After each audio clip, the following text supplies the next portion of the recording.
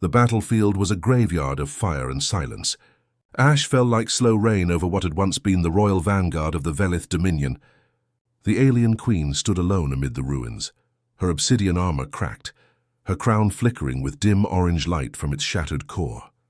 Behind her, the last of her guards vanished into the smoke, fleeing from the titanic shapes that moved beyond the haze. She did not call them back. Pride would not allow it. Fear would not admit it.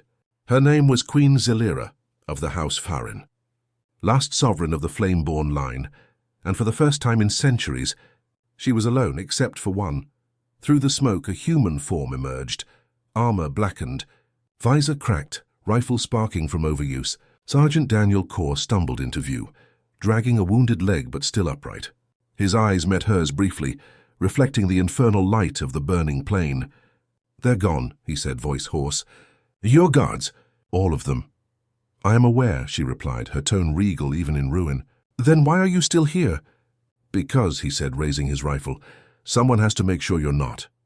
She tilted her head slightly, not in offense but confusion. "You would protect me?" "Orders," he said, "and maybe something more." The air trembled as the enemy advanced. Enormous silhouettes, automated war machines, their frames shimmering with plasma shields, strode through the fog. Each footfall shook the ground like thunder.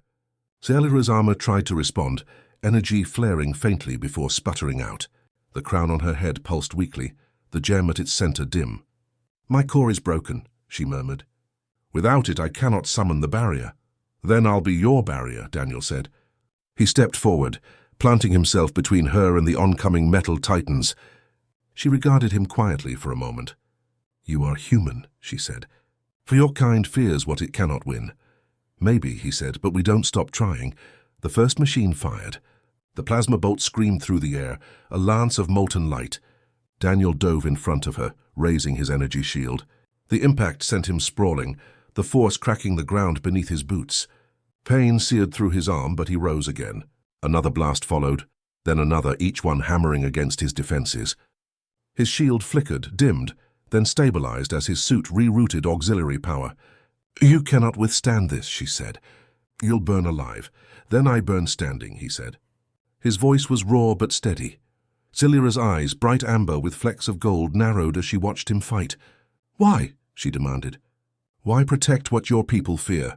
"Because I've seen what you are," he said. "You could have left the colonies to die. You didn't. You stood with us. That means something." She looked past him to the horizon where the enemy lines glowed with advancing fire. "Meaning is a frail shield. It's the only one that lasts," he said. The ground split open as one of the machines fired its main cannon. The blast hurled them both backward. Daniel hit the dirt hard, armor screeching. His HUD flashed critical warnings. Before he could recover, Zelira moved. Her gauntlet glowed faintly, its circuits sparking as she placed her palm against his chest plate. "You fight without fear," she whispered. "Perhaps you should not die for it." Energy surged between them, a pulse of blue flame that ran from her hand through his armor. His systems flickered, then reinitialized, stronger. "What did you do?" he gasped. "Shared what little remains," she said.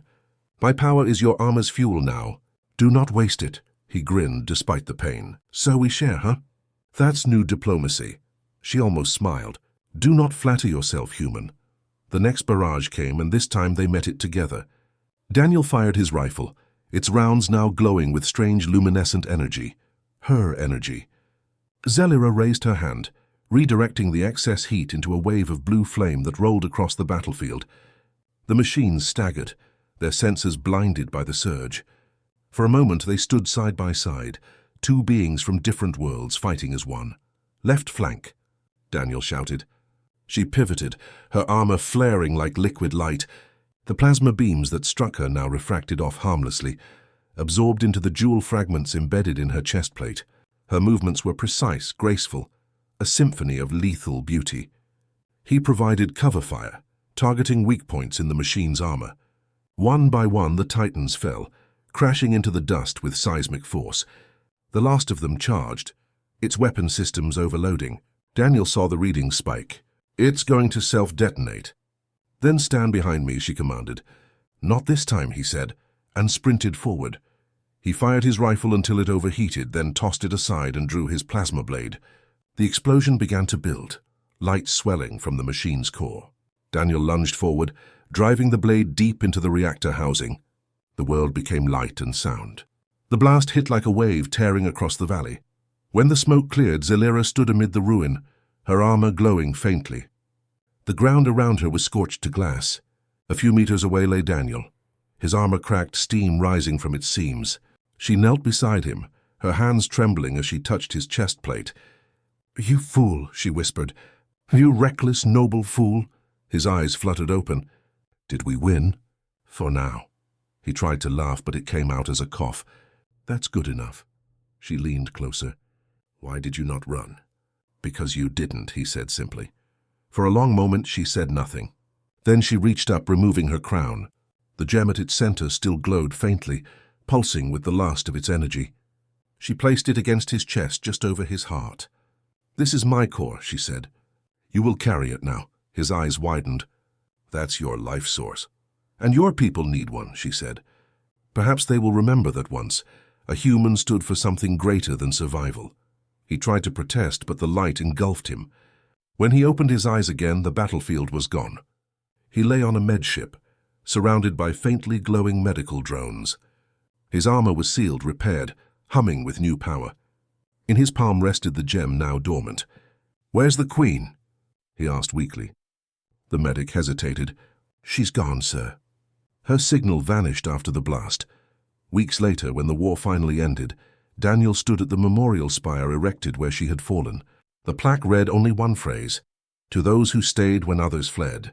He placed the gem against the stone, and for a moment it pulsed faintly, as if answering. He smiled, eyes bright with grief and pride. "Guess we both kept our word," he murmured. And somewhere beyond the edge of human space, in the quiet between stars, the core of the Velith Dominion flickered back to life. 2 heartbeats, 1 human, 1 alien, still in harmony. The field hospital orbiting Alaris 7th was a cathedral of quiet suffering. Rows of recovery pods lined the curved walls, each one glowing with pale medical light. Outside the viewport, the shattered remnants of the Dominion fleet drifted in slow orbit. Dead ships, fractured armor, and the occasional flicker of navigation lights swallowed by distance. Sergeant Daniel Core lay on his back, staring at the ceiling above him, listening to the rhythmic hiss of oxygen cycling through his suit's recovery seal. Every few seconds his hand brushed against the pocket where the small dormant gem rested. He didn't understand how it had survived the explosion, or how he had. "Vitals steady," said a voice nearby. A medic drone floated past, scanning his chest plate. "Human physiology stabilized. Energy anomaly present but contained." "Yeah," Daniel muttered. "That anomaly saved my life." "Correction," the drone said. "Subject saved life through significant risk behavior." "Yeah," he said again, smiling faintly. "That sounds like me." When the doctor arrived, a tired lieutenant with half her uniform scorched, she reviewed his readings and frowned. "I've got a power signature fused into your nervous system," she said. "Looks like alien resonance." He looked at the gem in his hand. "It's hers," he said softly. "Queen Zelira's core. She gave it to me." The doctor blinked. "She gave you her life source?" "That's not possible. You weren't there," he said. "She made it possible. You realize what that means?" She said, "If it really is her core, it's still linked to her. If she's alive somewhere, that gem's keeping her tethered." He sat up, ignoring the ache in his muscles. "Then I'm going to find her." Within hours, he was gone.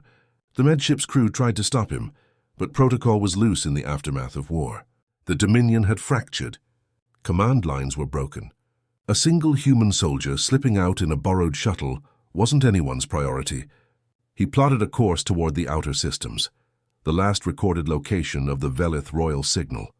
As he entered the jump corridor, he closed his hand around the gem. For a moment, warmth pulsed faintly against his palm. "You're still out there," he murmured. "I can feel it." The stars stretched into streaks of light as his ship leapt into FTL. He found her trail in fragments. A destroyed comm transmitting a single repeating frequency. 8 tones in a sequence that matched the pulse of the gem. Then a wrecked Dominion scout ship near the nebula edge, its data logs corrupted but filled with spectral echoes of a power surge identical to the Queen's signature. Everywhere he went, he found whispers of her.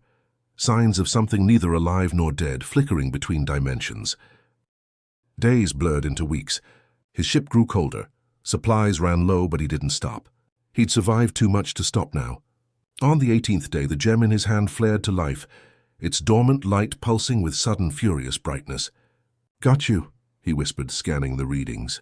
The pulse was directional. It pointed toward a dead planet orbiting a fading red star. When he broke atmosphere, the sensors went wild. Energy storms raged across the surface, but at the center of the chaos stood a single spire of alien metal, half buried, half alive, glowing with the same orange-gold hue as her armor once had. He landed the shuttle in the lee of a jagged ridge, stepping out into a storm that hissed like static. The gem pulsed faster. "All right, Your Majesty," he muttered. "Where are you hiding?" He climbed the ridge until the spire loomed above him, its surface humming faintly. The wind roared, carrying faint whispers in a language he didn't know, but his mind seemed to translate it all the same. "You should not have come," he froze. The voice was soft, melodic, and familiar. "Zalera," he called out. "You're alive?" The wind answered with a low vibration. "Alive is a word you give to stillness. I am between." A shape emerged within the spire's light, a silhouette of molten metal and shadow. The figure stepped forward, resolving into her. She was changed. Her skin, once vibrant blue, now shimmered with threads of gold energy, running beneath the surface like veins of fire. Her eyes glowed brighter, her presence heavier, almost divine. "You should have stayed away," she said, her voice echoing in two tones, hers and something else. "You gave me your core," he said. "That makes us connected." "It also makes you cursed," she said. "I burned the Dominion to protect it from itself. The core tried to remake me, and failed." He stepped closer, ignoring the heat radiating from her. "Failed? You're standing right here." "I am contained," she said. "Half matter, half resonance. The core keeps me alive only through you. The gem you carry, my heart, anchors me to existence." "Then I guess I'm not letting go," he said. She tilted her head, that same small, incredulous gesture she'd made before. "Humans," she said softly, "always clinging to the impossible. Someone has to." She looked past him to the storming horizon. "Oh, you don't understand what's coming," she said. "The machines that destroyed my army, they weren't mindless. They were part of something larger, a network, and now they've adapted to my power. They know you carry it." He exhaled slowly. "So they're coming for me." "For us," she said, "because of what we are now." He reached for her hand, uncertain if it was real, if she was real. She didn't move away. Their fingers touched, electricity flaring briefly between them. "Then we fight again," he said. "Like before." "You cannot fight what has no body," she said. "You must outthink it. That's your job," he said. "Mine's just staying alive long enough for you to figure it out." For the first time since her rebirth, she smiled, a small, fleeting expression that softened the fire in her eyes. "Your persistence borders on defiance," she said. "It's a human thing," he replied. "You'll get used to it." The storm grew louder around them, the red light of the dying star fading into the gathering clouds. The spire pulsed once more, brighter than before, and the gem in his hand began to hum in sync. "It's calling something," he said. "Not something," she corrected. "Everything." A vibration rolled through the ground, deep and vast, as though the planet itself were waking. Zalera turned toward the horizon, her expression calm but resolute. "They have found us." "Then let's make them regret it," Daniel said. Lightning split the sky. The first of the machines descended through the clouds, colossal and luminous, their forms twisting with stolen energy. He loaded his rifle, his armor glowing faintly with her shared power. She stepped beside him, the air shimmering with her aura. "One last stand?" she asked. "Let's not call it last," he said. The storm swallowed their words. The machines came like a tide of metal and light, and the human and the alien queen stood shoulder to shoulder, defying extinction together. The storm grew heavier until the world itself seemed to disappear behind the wall of crimson light. Dust swirled like ghosts around the broken spire, and Daniel could feel the static crawling over his skin through the cracked seams of his armor. The machines were drawing power from the atmosphere now, charging their weapons through the ionized air, and every breath burned in his lungs. Zalera stood motionless beside him, her body faintly glowing with energy that moved like slow fire under her skin. They're feeding off the same grid that binds me, she said, voice quiet but edged with strain. The core's resonance, it was never just a weapon. It's a beacon. Daniel squinted through the haze, adjusting his visor filters. So they're homing in on it? On us, she said. Her tone softened. You carry the gem. You are its pulse now. They'll hunt you until that heartbeat stops. He wanted to tell her he wasn't afraid, but fear was already there, coiled tight in his chest. Not the kind that made him freeze, the kind that sharpened everything. Then we move, he said. There's a ridge west of here. If we can get higher ground, I can boost your signal, maybe throw them off. She turned to him, her gold eyes reflecting the flashes of distant lightning. You would risk yourself again? Seems to be a habit. Habits kill, she murmured. Sometimes they save, he replied. For a moment their gazes locked. Warrior and alien sovereign. Two fragments of different worlds stitched together by circumstance and something far deeper, neither could name. Then she nodded. Very well, human. Lead us through your chaos. They moved through the wreckage, the storm roaring around them. Shattered ships jutted from the ground like bones of dead gods, their hulls etched with scorch marks. Daniel's suit readouts flickered wildly from interference, but he pressed forward, guiding her through the labyrinth of debris. This way, he called, his voice nearly drowned by wind. Zelira followed, her movements fluid despite the torn fragments of her armor. The light around her cast faint reflections on the wet metal surfaces, like a lantern leading him through the dark. When your people fight, she said between gusts, do you always do so without certainty? Pretty much, he said. Certainty gets people killed. We fight to live, not to prove a point. Strange logic, she said almost to herself. And yet, effective.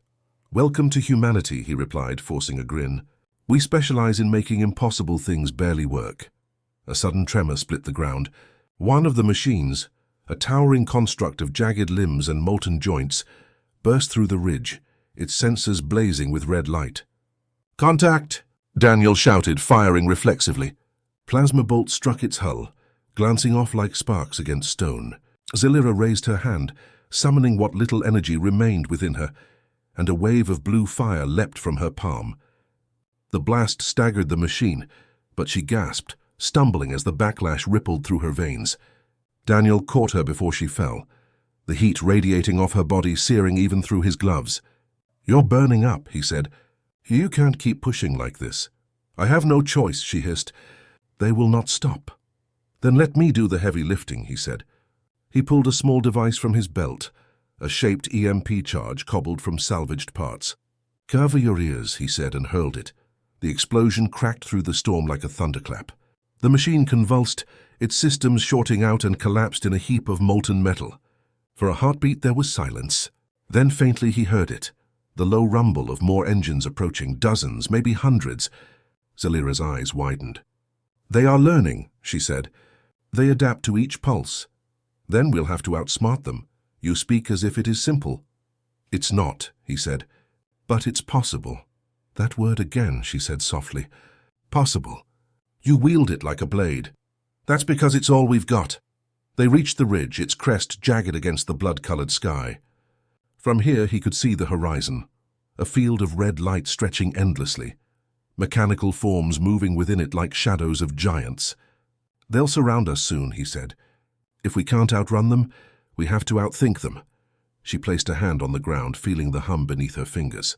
The resonance still flows here, she said. Faint but alive. Then use it, he said. Oh, you're the only one who can. No, she said quietly. Not alone. She looked at him then, something vulnerable flickering behind the fire in her eyes. When I gave you my core, I bound you to me. I did not realize it would make our thoughts visible, he frowned. Visible? Shared. The word trembled in the air. If you open your mind, I can draw upon your strength. But it will show you everything, my memories, my fears, my failures. You think I can't handle that? I think you shouldn't have to. He stepped closer, close enough to see the faint fractal glow in her skin. You saved my life twice, he said. You think I'm going to stop now because it's uncomfortable. You are stubborn, she said. You're welcome. She took his hand, the contact sparking faint blue light between their palms. The energy surged instantly, an electric rush that made his vision blur. In an instant, He saw flashes of her life, battles under alien suns, the coronation beneath twin moons, her people kneeling in reverence, then burning in rebellion. He felt her pride, her loss, the crushing weight of command, and beneath it all her loneliness, a silence so deep it threatened to swallow him whole. She gasped, gripping his wrist as though anchoring herself to the moment. "You see now," she whispered. "Do you see what I carry?" "Yeah," he said softly. "And you're not carrying it alone anymore." Their connection steadied. The ridge beneath them glowed faintly, energy flowing through the rock into her armor. She stood taller, her power returning, but now the glow extended into his own suit, their energies synchronizing, a single harmonic beat pulsing through both their hearts. The machines reached the base of the ridge, their weapons priming in unison. Zelira raised her hand, and Daniel felt the motion echo through his body as if it were his own. Together they released the pulse. A wave of blue and gold light cascaded down the slope, striking the enemy line. The machines froze mid-stride, their forms trembling as resonance tore through their systems. Some collapsed, others turned their weapons inward, malfunctioning in the storm of feedback. When it was over, the world was silent again. The rain hissed softly against molten ground. Zelira sank to her knees, breathing heavily. Daniel knelt beside her. "You did it," he said. "No," she said, her voice barely audible. "We did." Her hand trembled as she reached for his shoulder. "When I first saw you, I thought you were a creature of chaos. I thought your defiance would break everything it touched. But now I see, defiance is your species' way of loving." He stared at her, unsure how to answer. "That's not wrong," he said quietly. "We love by fighting for things worth losing. And you believe I am worth losing for?" she asked. "You already proved I was worth saving," he said. "Seems fair to return the favor." She closed her eyes, and for the first time her expression softened. Not the mask of a queen, but the exhaustion of a person who had been alone too long. "In all the centuries of my reign," she whispered, "I have never trusted anyone as I trust you now." "Then let's make sure it counts," he said. "Because this fight isn't over." She nodded slowly, rising again. The storm began to thin, the light bleeding back into grey. For the first time since the battle began, Daniel could see the stars breaking through the clouds. "They'll regroup," she said. "The network never sleeps. Neither do we," he said. "That's another bad human habit. One I find increasingly comforting," she said, as they stood there. The resonance between them pulsed again, not just in their armor or their shared power, but in their hearts. It was steady now, constant, a connection that neither war nor death could easily sever. She turned to him, her voice low. "If we survive this, what will you do?" He thought for a moment. "Go home, maybe. Build something small, something quiet. And if I asked you to stay?"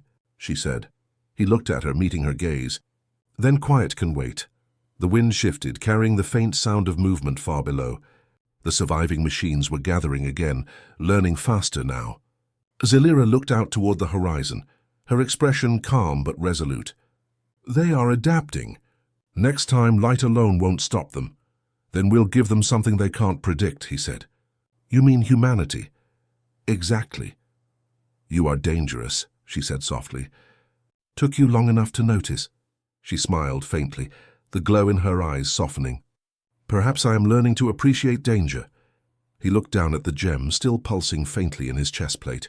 "You think this thing is what's keeping you here?" he asked. "It binds us," she said. "Then that means we both have a say in how long it lasts," he replied. "Because I'm not done yet." She studied him for a long time, then nodded. "Then neither am I." The horizon flared once more with red lightning, signaling the machine's next advance. But something was different now. They no longer looked like prey waiting to be hunted. They looked like balance incarnate, two forces of nature joined in defiance of extinction. Daniel raised his weapon. Zelira lifted her hand, her aura blazing brighter than before. "For the Dominion?" he asked. "For us," she said. And as the storm roared back to life, they moved together, not human and alien, not protector and queen, but two hearts bound in the same impossible rhythm, rewriting the laws of war with every breath they shared.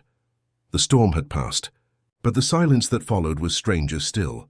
The air no longer smelled of ion fire, only of dust and faint ozone. The sky above the ruined world flickered with fractured auroras, pale blue ribbons twisting through red clouds. Daniel's armor hissed as the cooling vents finally shut down, his every muscle aching from exertion. Beside him, Zelira stood motionless, her golden eyes fixed on the horizon where the last of the enemy machines had fallen. Her armor was cracked and scorched, the glow beneath her skin dimming to a soft pulse. "They will not stop," she said at last. "Not until they've taken everything the Corps once touched." Daniel leaned against the broken spire, his breath coming slow and steady. "Then we stop them first," he said. "The hard way." She turned to look at him, studying the human soldier whose body should have failed hours ago. "You are injured," she said. "So are you," he countered. "And yet here we are?" Her lips curved faintly, though it was not quite a smile. "You are remarkably unkillable for a creature of flesh and chance." "I get that a lot," he said. "Mostly from people trying to shoot me. And now from a queen who once ruled 1,000 worlds," she replied. "Tell me, Daniel Core, do you ever rest? When there's nothing left worth protecting. Then your kind will never rest. You're starting to get it," he said. And despite the exhaustion, his voice carried a quiet warmth. They moved toward the shattered ridge where the storm had first broken, picking their way through molten debris and fractured rock. The air shimmered faintly with residual resonance, each step accompanied by a soft hum that vibrated through their armor. Daniel reached for his scanner, but Zelira stopped him with a gesture. "No need," she said. "The Corps' song still echoes here. It remembers us." He glanced at her. "You make it sound alive." "It is," she said softly. "Everything that endures learns to change." "You mean like you?" "Like us," she said. "You think I've changed?" he asked. "You've begun to listen," she said.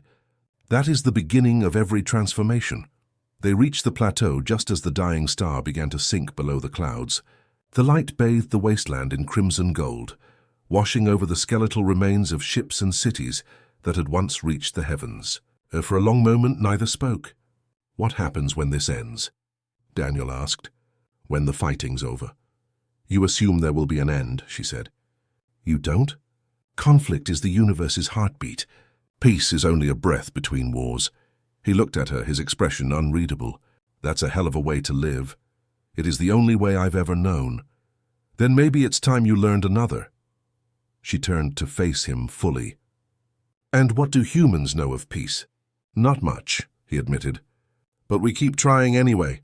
That's the difference. The Corps' gem, her heart, still rested in the hollow of his chest plate, pulsing faintly with light. Every time it beat, he could feel her presence within it, like a second pulse inside his own.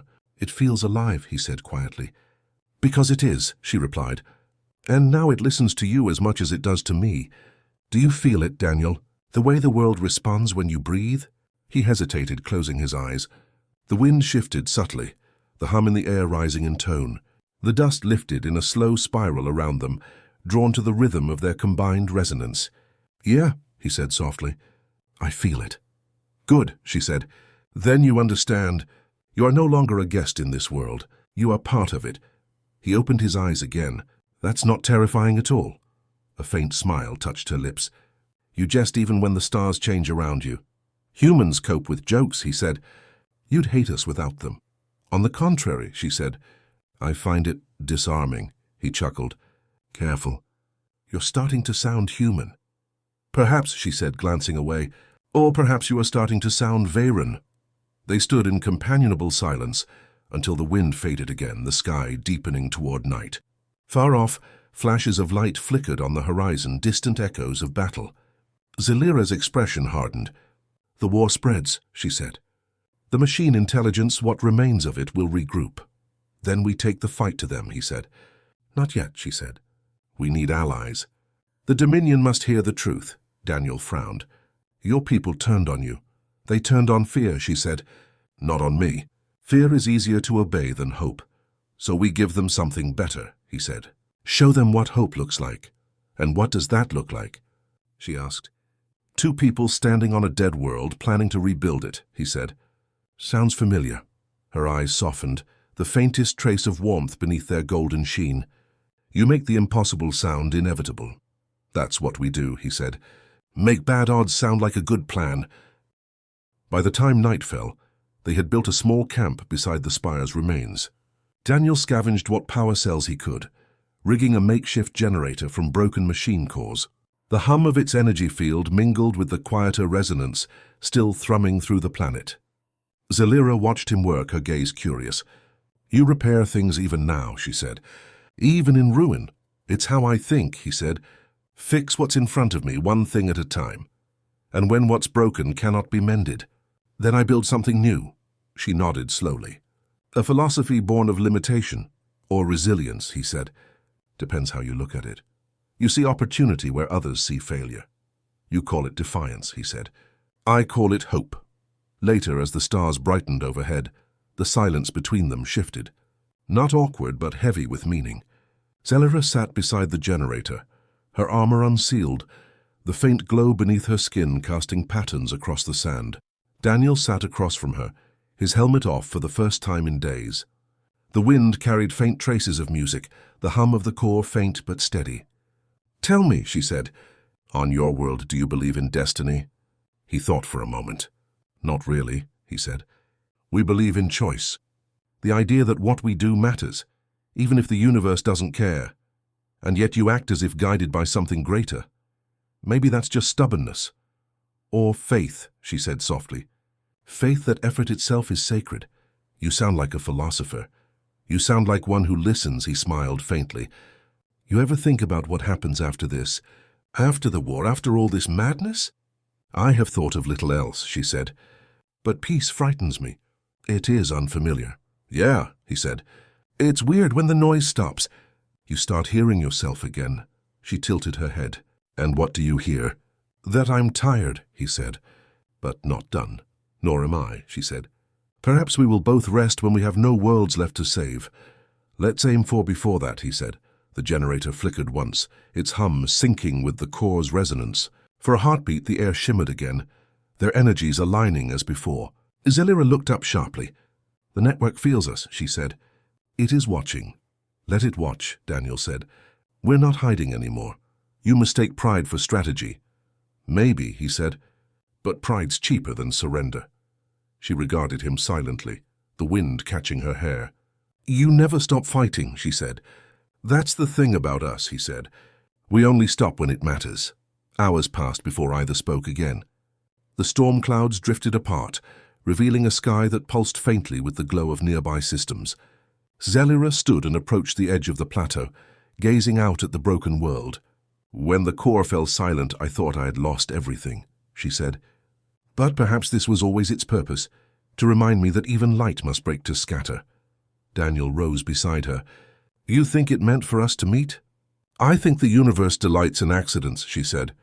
"And in those rare moments when chaos and order agree on something worth keeping." "You're saying we're worth keeping."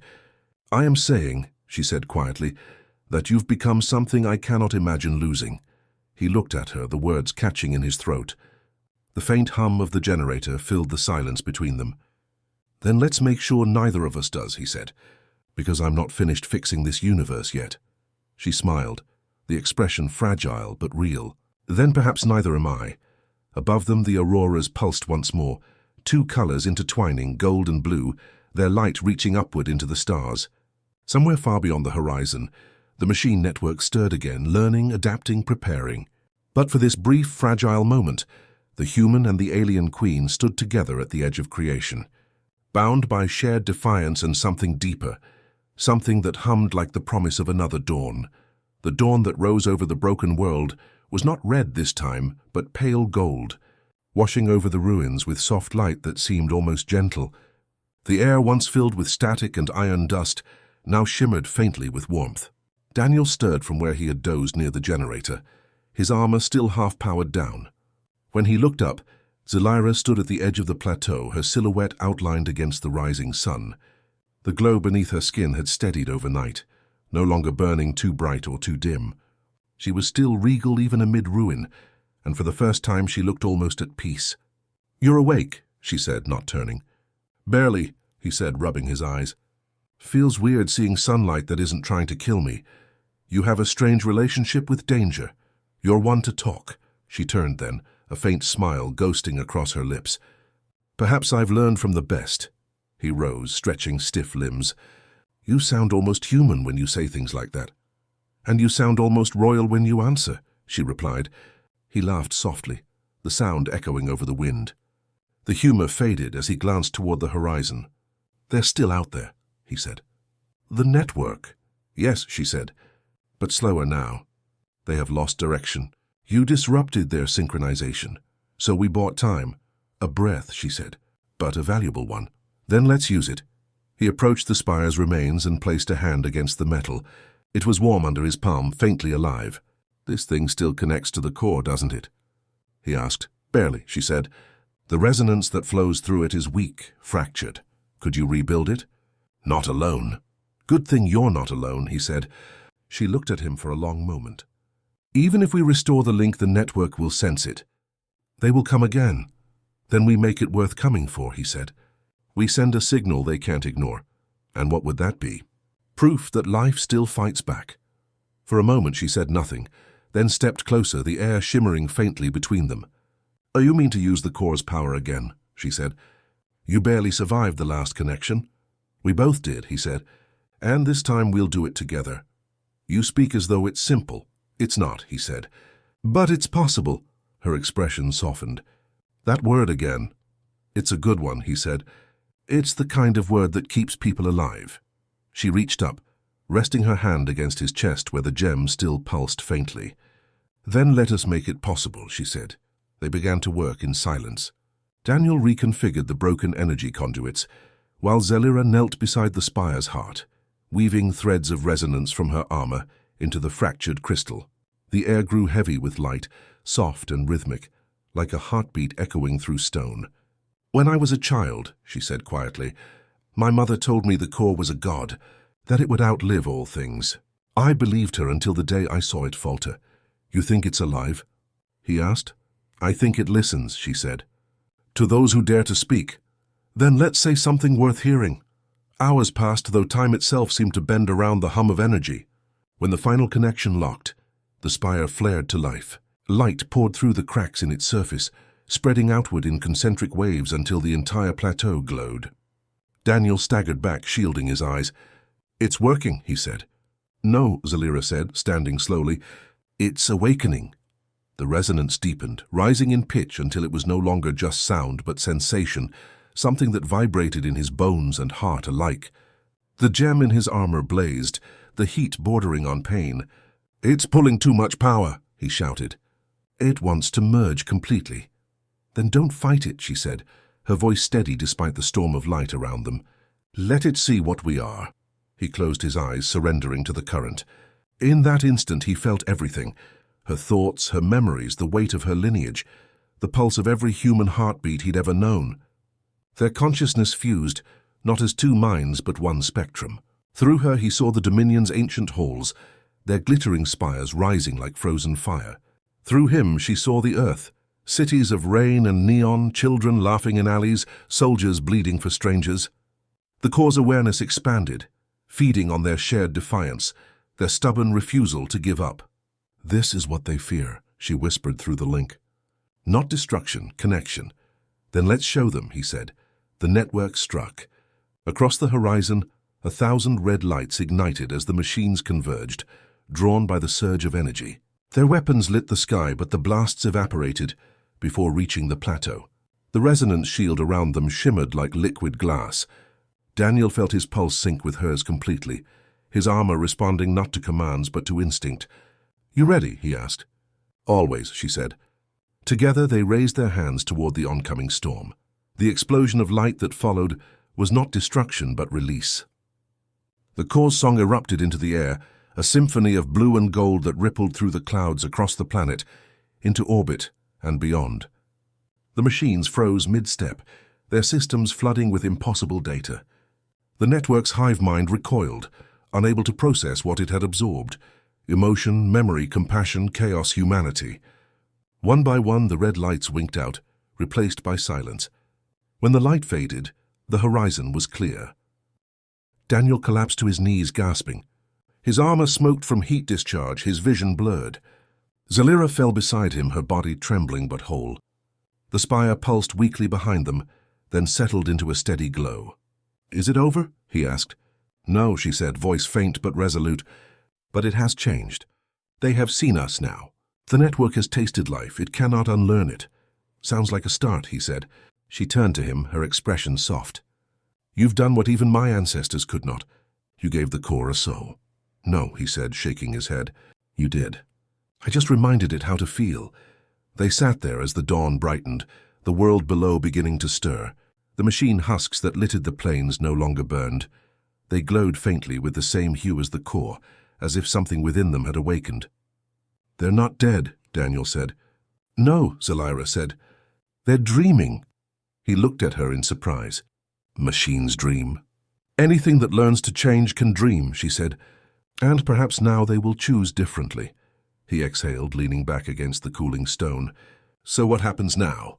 Now, she said, we rebuild. She reached for his hand, her fingers cold against his but steady. You are part of this world now, Daniel Core. The Dominion will call you hero or heretic or both. I've been called worse, he said. You'll need a new crown, he added. I carry it already, she said, tapping the gem in his chest. It binds us still, he smiled faintly. Guess I'm royalty now. You are something rarer, she said. Human enough to defy destiny. Foolish enough to change it. The wind rose again, carrying with it the faint hum of the newly awakened world. The machines no longer moved as weapons, but as sentinels, forming silent rows across the plains. The core's resonance spread from them like light through water, rebuilding the balance between life and metal, chaos and order. We made something impossible, he said quietly. We made something true, she corrected. He looked up at the sky where the auroras had faded into morning. You think they'll remember us? He asked. They will feel the song, she said. Every time a storm breaks or a machine hesitates before destroying, or a human chooses to protect instead of flee, they will feel it. That is remembrance enough. He stood then, offering her his hand. She took it, rising slowly, her armor gleaming in the light. Together they looked toward the horizon, where the sun spilled over the jagged landscape, painting everything gold. You once told me defiance was humanity's way of loving, she said. And you told me compassion was strength, he replied. Then perhaps, she said softly, we are both human now. Or both something better, he said. The core pulsed one final time, its light reaching high into the sky before fading gently, leaving behind only warmth. The war was not gone, but something greater had begun in its place. A song shared across species, a rhythm of persistence that would outlast even stars. As they walked away from the plateau side by side, the first wind of a new era rose behind them, scattering the dust into sunlight. And in the quiet between heartbeats, two souls, one human, one alien, beat in perfect unison.